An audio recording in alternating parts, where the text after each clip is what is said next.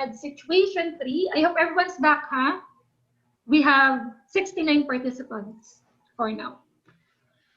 Okay, situation 3, again, is problem for practice. A saturated soil has a unit weight of 18.85 kilonewton per cubic meter and water content of 32%.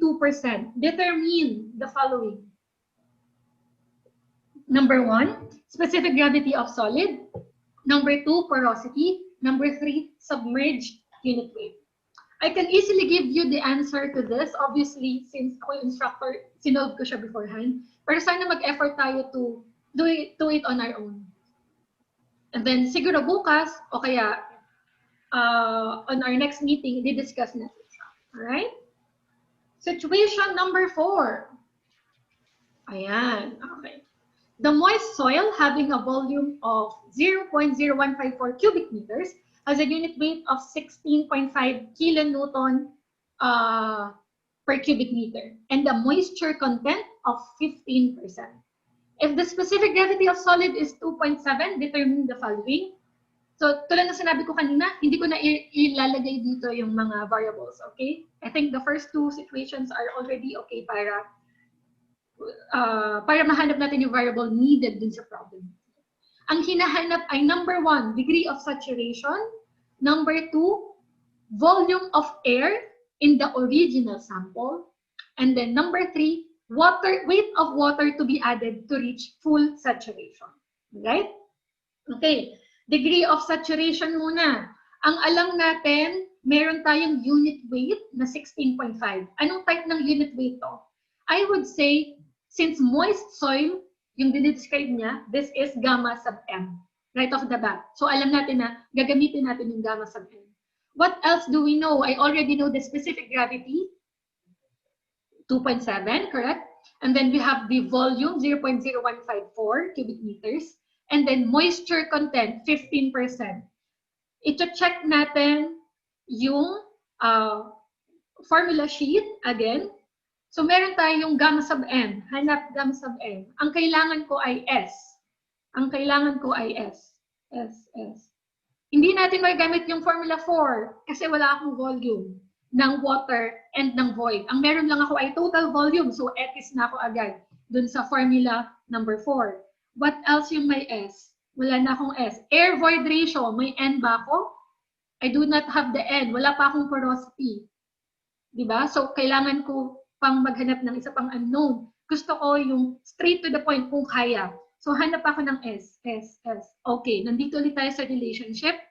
I would say, pwede natin gamitin yung letter C or D. Alright? Letter C or D. Kasi alam ko yung moist unit weight, gamma sub m. Alam ko yung specific gravity, binigay din sa problem. Alam ko yung W. Diba? Binigay din yung moisture content, 15% a while ago. Unit weight ng water is constant. Pwede kong gamitin yung D, pero hahanapin ko pa, given ba ang void ratio? Hindi. Hindi given yung void ratio. So for me, we can use C. For now, hanapin, ang unknown dito would be the void ratio. Okay? Pag alam mo na yung void ratio, pwede ko nang gamitin yung D. Okay? Pwede ko nang gamitin yung West. Kasi alam ko yung specific gravity, alam ko yung W, yung E, na-solve ko dito, masasolve ko yung S. I hope that is clear. So, babalik ako ulit sa situation 4. Bit-bit ko na dapat yung relationship letter C, and then relationship letter B. So, ilalagay ko muna yung relationship C. So, I have gamma sub m equals specific gravity plus specific gravity times moisture content over 1 plus void ratio times unit weight of water. Okay? Yung gamma sub m ko, given na siya sa problem, I hope na nakikita niyo lahat yung cursor ko. It's 16.5. Let me annotate para nakikita natin.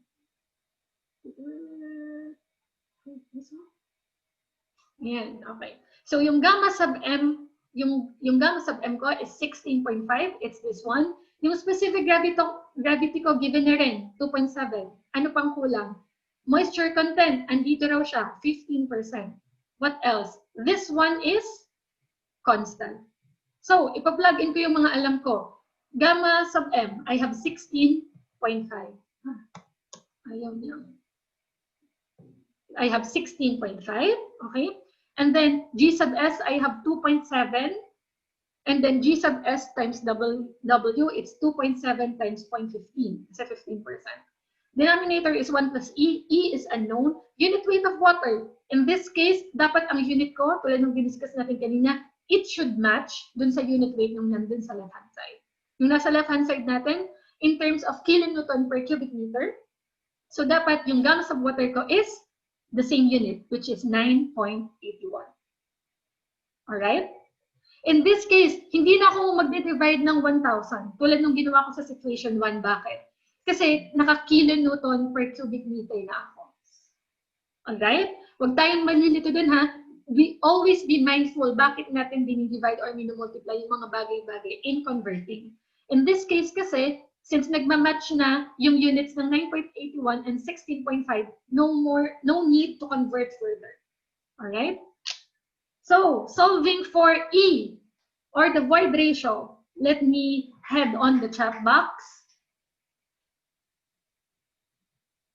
Tingnan natin. Hintay tayo.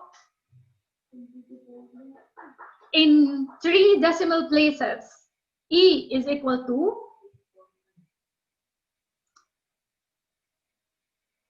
I really appreciate you, class, sending in your questions. Sana yung mga students din na malapit sa akin nagpa-participate.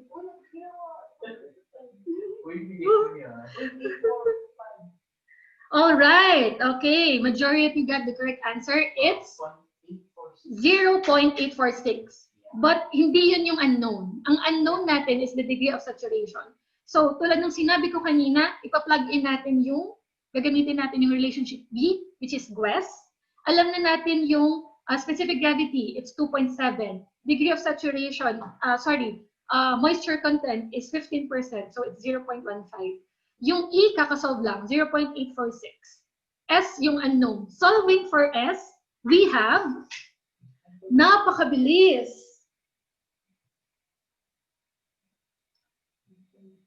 Sige po. Bibigyan ko pa kayo ng isa pang buhay. May mga hindi ko pa nakikita ang correct answer.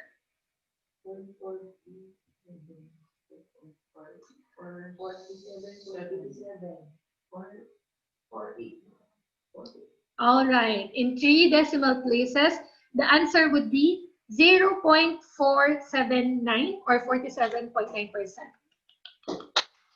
Okay? Siguro hindi ginamit, what you call this?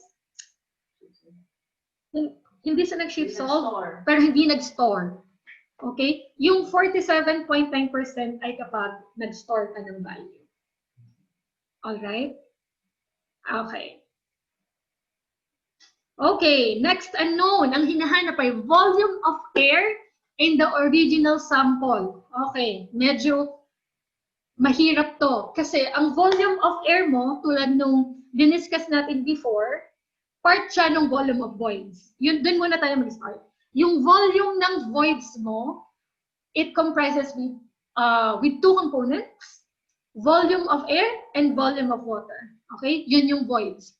Pero dun sa formula sheet natin, hindi mo mahahanap yung volume of air. Kasi ba't mo nga naman siya hanapin? Usually, ang binibigay ay volume of water or volume ng soil or volume ng freshly acquired soil sample from wherever it is. Alright? Paano natin makukuha yung volume of air in original sample? Since hindi natin alam kung paano makukuha yung V sub A, ang next step natin would be, paano ba natin makukuha yung volume ng water and volume ng void? Kasi, if you know that volume of void is equal to volume of air plus volume of water, it will be self-explanatory na yung volume ng air, it's just volume of void minus volume of water. Okay? So, ang goal natin, makuha yung dalawang unknown na yon, volume ng voids, yung una, pangalawa, volume of water, para makuha natin yung volume of air. Alright? Doon tayo magpo-proceed. Para makuha natin yung volume of water and volume of air. I'm sorry if I'm looking at this way. Andito kasi yung notes ko for discussion. Para makuha natin yung volume of water and volume of air, anong pwede natin gamitin? Anong pwede natin gamitin? Pupunta ulit ako sa formula sheet. Okay, let me clear yung annotation. Ayan. Pupunta ako sa formula sheet. May volume of void and volume of solid ako, pero makukuha ko yung void ratio. Volume of void, kailangan ko yung volume of void, so baka pwede itong makuha. And volume of solid, makukuha ko yung E, pero alam ko na to beforehand. So, ano lang ang makukuha ko? Yung volume of void. I can use this one para makuha yung volume of void. What else? Ano pa ang pwede kong gamitin? Aside from that. Aside from that, ang pwede kong gamitin ay, I would say, equation number 2, porosity. Relationship ng letter A. Kasi alam ko na yung void ratio eh. So, N is equal to known value over 1 plus known value. It's easier to get N now. Pero saan ko ba gagamitin yung N? Alam ko na yung N is equal to volume of void over volume of soil. Alright? Hindi ko magagamit yung 1. Bakit? Kasi yung denominator niya, volume of solid. So dapat, para makuha mo yung volume of solid, not soil, that's two different things. Pag kinuha mo yung volume of solid, dapat naka-oven dry ka na. Kasi solid lang eh. Yung walang void yung hinahanap mo. So ang pwede nating daanan, ang alam ko lang ay yung volume of soil. Alam ko, ang kailangan kong hanapin is yung volume of void. Kukunin ko yung porosity gamit yung relationship A para makuha ko yung volume of void. I hope that is clear. Okay? Isa pa, para dun sa mga nalito. I cannot use relationship, formula number 1 kasi even if I know the void ratio E, I don't know the volume of solid. Yes, I know that I need to find out the volume of void, so this is unknown. Yung volume of solid, hindi ko rin siya alam eh. Ang meron lang ako, volume of soil sample, which is neither saturated nor dry. Alright? So, ang pwede kong gamitin, ang next option ko is use porosity, kasi ito, yung denominator niya, volume of soil, which is already given in the problem.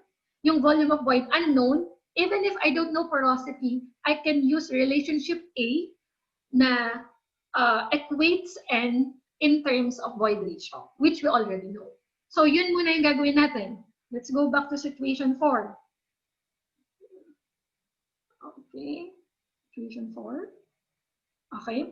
So, I will make use of relationship A, which relates porosity and void ratio. So, the formula will be N plus E over 1 plus E. Where E, nasolve na natin kanina, is 0.846 over 1 plus 0.846. Solving for N, the answer is, intayin ko sa chat box. Dun, dun, dun, dun. Ang bilis ah. Wow. 0.458. That is the correct answer for the porosity. So, Engineer Nessie, correct? Engineer Kat, Engineer Patricia, correct? Engineer Bon, Engineer Bernard, Engineer Arnold, correct? Thank you for participating. So we now know the value of N. Ang next na ipa-plug in natin is yung formula number 2, which says that N is equal to the volume of voids over the volume of soil sample. Alright? Yung denominator ko, again, is volume of soil sample, not solid. Alright? So, since we already know N is equal to 0.458, vis-a-vis, yun yung hinahanap, and over V, which is 0.0154 cubic meters, given already dun sa problem. Solving for vis-a-vis, we have, tingnan natin kung sinong mauuna.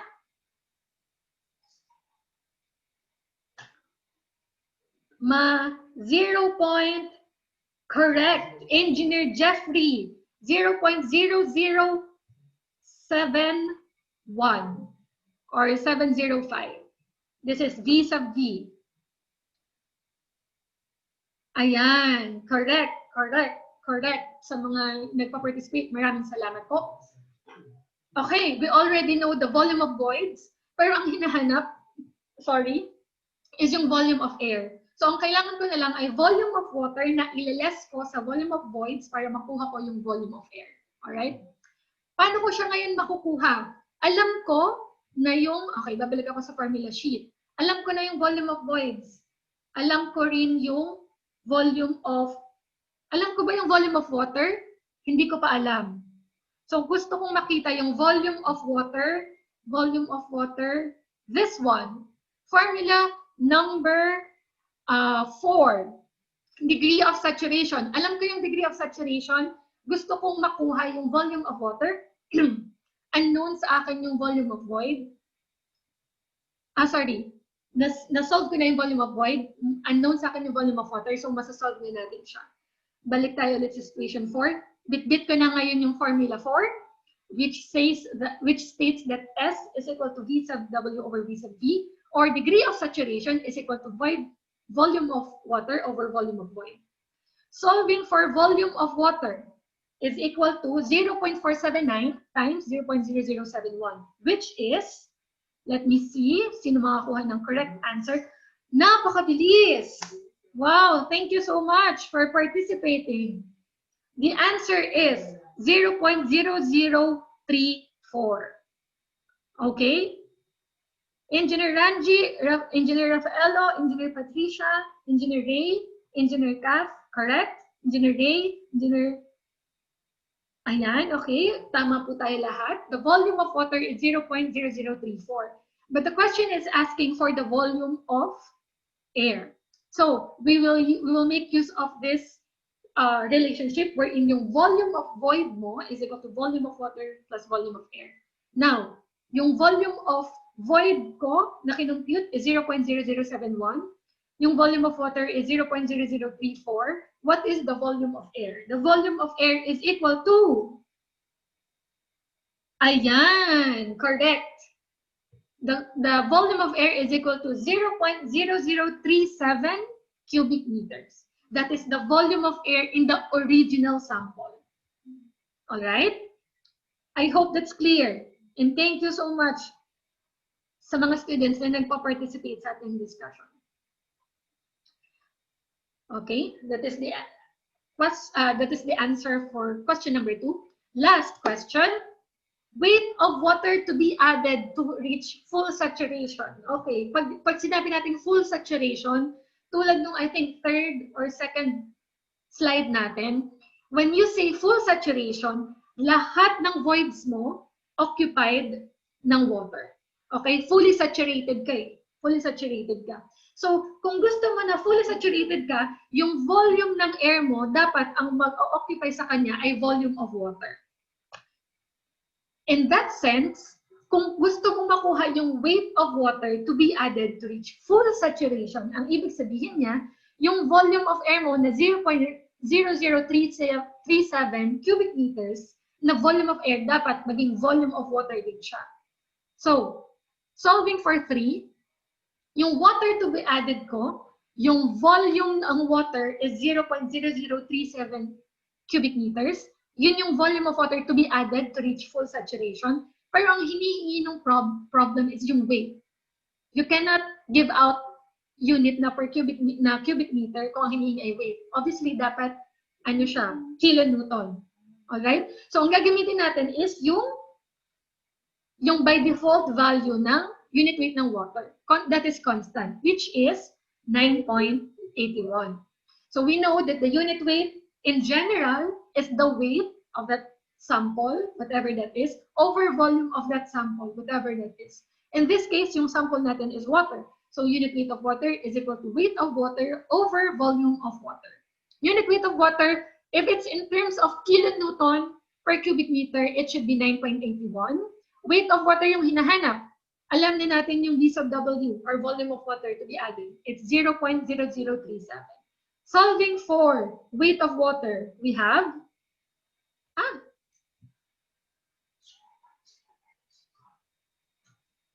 0 point. Solving for weight of water, wow! Napakabilis ng mga pangyayari.